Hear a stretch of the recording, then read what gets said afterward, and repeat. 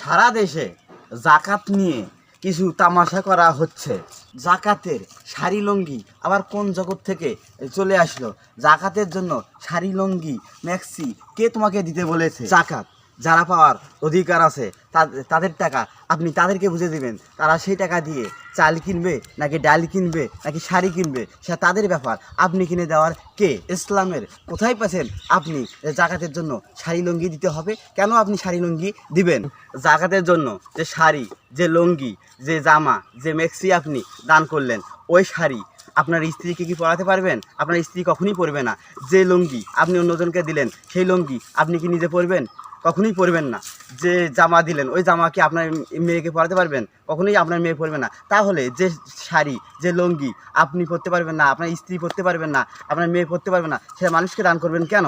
আমাদের প্রিয় নবী বলেছে, সেই জিনিস অন্যকে দান করো যেটা নিজের জন্য পছন্দ করো। তাহলে নিজে যেটা পরতে পারবেন না সেটা অন্যকে কেন দান করবে? জাগাতে শাড়ি লুঙ্গি দেওয়াটা আসলেই একটা সাইনবোর্ডের কাজ করে। আপনি যে জাগাতে শাড়ি লুঙ্গি কাপড় দান করিলেন, তখন ওই ব্যক্তি ওই শাড়িটা, ওই লুঙ্গিটা পরে বেড়াবে, যখন যাতে করে লোকে বলতে পারে কিরে এই লুঙ্গিটা, এই শাড়িটা কোথায় পাচ্ছিস, যাতে করে সে বলতে পারে অমুক মন্টু চৌধুরীর ছেলে বা মান্ডুল চৌধুরী আমাকে এই শাড়িটা, এই লুঙ্গিটা দান করেছে। যাতে করে এই শাড়ি লুঙ্গিটা একটা সাইনবোর্ডের কাজ করলো আপনার।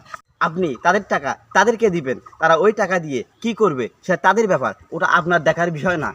আপনি শাড়ি লুঙ্গি দিতে যাবেন কেন? তাই সঠিক নিয়মে জাকাত দিন। এই জাকাতের নামে ওই শাড়ি লুঙ্গি দেওয়া বন্ধ করুন।